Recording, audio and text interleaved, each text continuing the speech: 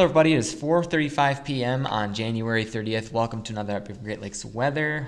Maybe this is you at some place right now where you're skiing and you're enjoying all of the ski slopes the Great Lakes has to offer. I'm actually going to be heading to a ski slope later this week called Boyne Mountain. Okay, so we're heading to Boyne Falls, Michigan, and we're going to be doing some footage of some of the new attractions that they have there, such as Skybridge, Michigan. That will be available on a potential live stream on Thursday. Make sure to subscribe so you don't miss that event. I am going to be giving an update as well in regards to the cooler weather that is now overplaced much of parts of the Great Lakes region, parts of Michigan, Indiana, and Ohio, all included in that. And that's actually causing a significant ice storm to brew up across parts of Texas and areas there. So we're going to continue to provide updates on that as well. So make sure to subscribe and maybe keep updates on some possible storms coming later on. But we're going to get right to it. Let's start right off with what we're doing right now. Hopefully this pulls up. There we go. I see why. All right, 1 second. All right, I think everyone can see it now. So that's good. Alrighty, so here's what's going on. This is the height anomaly, 500 millibar height anomaly. So you can see this is what the pressure is like in the upper levels of the atmosphere. You have your high pressure areas in the upper levels here. And then your low pressure areas in this area as well. Low pressure areas tend to correlate with high pressure on the ground, which is typically cooler because that indicates sinking air. So those troughs indicate cooler air most often than not, which is why it is something to watch when we watch for cooler air masses. Right now you have this pretty big ridge off the eastern part of the United States and a ridge on the western side of the United States, just south of Alaska is really where this high pressure is building. When we get this scenario setting up, it does allow for an ejection of cooler air into parts of the western continent of the United States, and that is currently what we're seeing across much of this part of the United States as well. And that's also bringing the cooler temperatures into parts of Michigan and Indiana and Ohio as well, that Arctic surge of cooler air. And that's going to kind of sit over the area for the next couple of days. It's going to keep things cool in this area, kind of in the teens, maybe get down some single digits overnight. So it is frigid, much cooler than it has been in previous times.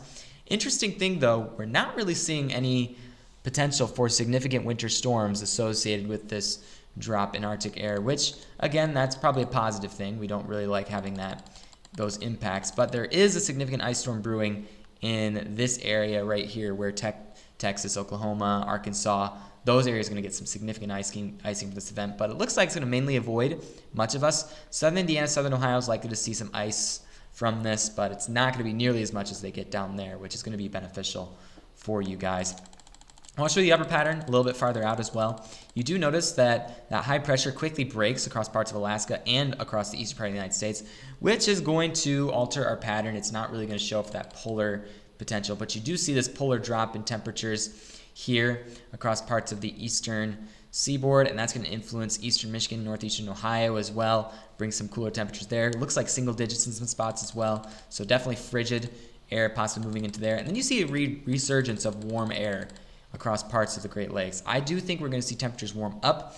Not in some cases, some places will be above freezing. Some places may just have enough to see snow or wintry mix because it looks like there could be some wintry weather events associated with this, but still too soon to tell. But you do see the warm air might potentially settle over us over the next several days, and actually the Climate Prediction Center is projecting that as well with their latest outlook, February 5th through 9th.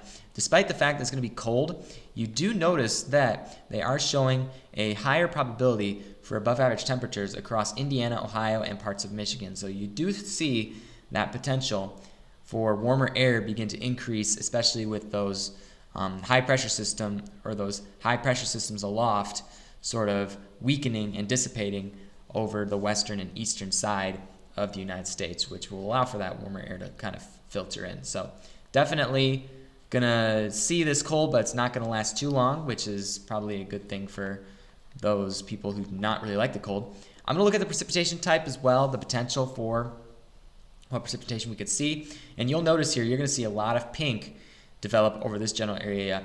The interaction that's going on right now between the warm air mass and the cold air mass is enabling a pattern that enables a good potential for freezing rain. And I'm going to show you that with this setup as well. It looks like southern Indiana, southern Ohio could see some snow, maybe some wintry mix from this. It's not going to be anything to be surprised about, but I do want to show you this setup for freezing rain that is currently shown, you do see that aloft where that dendritic growth zone forms, where you have those snow crystals begin to form and start to fall. It's between 17,000 and 20,000 feet. As those fall, though, they encounter this band of warmer air. Once it hits that warmer air band, you're going to see those temperatures allow the snowfall to melt into rain, and then it quickly cools before it reaches the surface. Now that setup is a very decent setup for freezing rain right there, and that's something that is being shown according to the models, that freezing rain potential that you really have developing across parts of Texas, Arkansas, again showing its prevalence here in this sounding as well.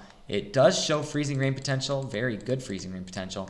And some of that freezing rain could make it into Indiana, but it looks like it could fall in the form of freezing drizzle, and it really doesn't show as much strength for that potential setup for freezing rain at that particular point. That low pressure system moves out, then we got that cool air surging into parts of the Great Lakes region. Looks like some lake effect snow could also be triggered from this as well. You do see that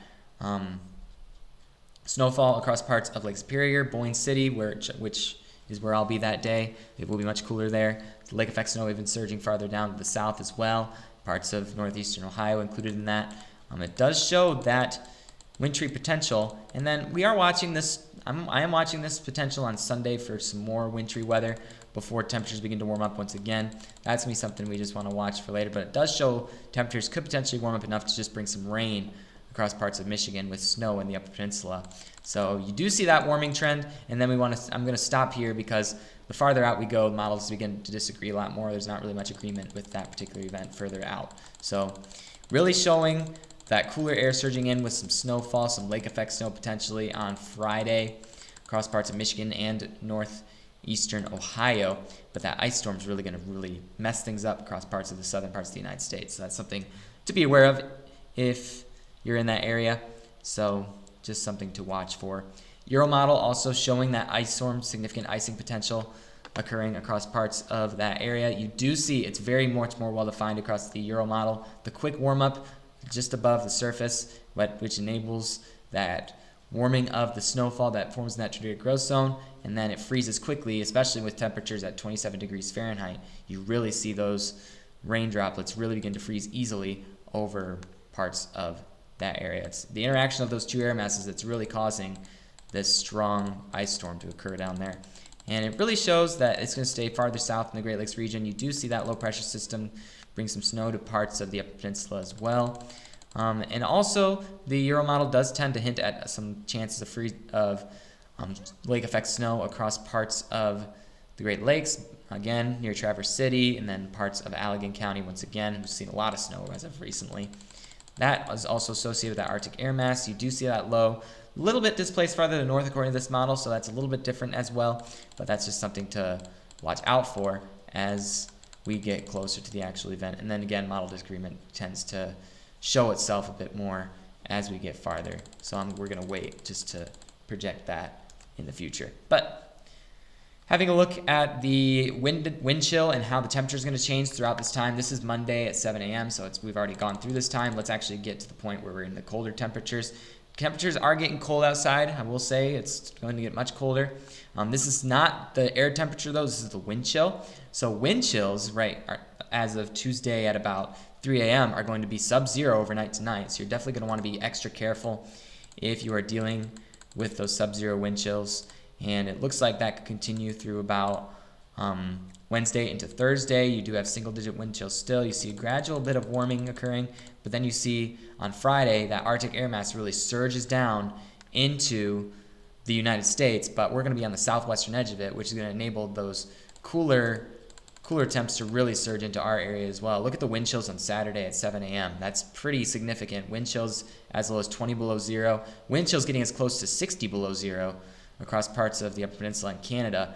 Really bitter cold if you're going to be up there. You're definitely going to want to be careful if you're out and about, and you may even want to reconsider going out and about during that time. Then we see the temperatures begin to warm up as that air mass begins to move out of the area, and you do see temperatures will stay relatively below freezing.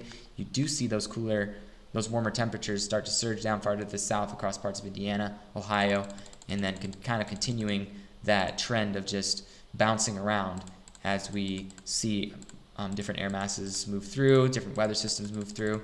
That's something we will likely see as we continue through the beginning of February. And really, it's been a mild winter, and that's definitely has a lot to do with the La Nina season that we're in right now. It's been a bit more mild than would be anticipated. So that's really what's going on with the weather. It's much cool. It's going to be quite cool over the next week, and then we'll see a warming trend that's being hinted at by the models later on. So thanks for watching. Make sure to subscribe and in order to stay updated. And if you have any questions, feel free to leave a comment.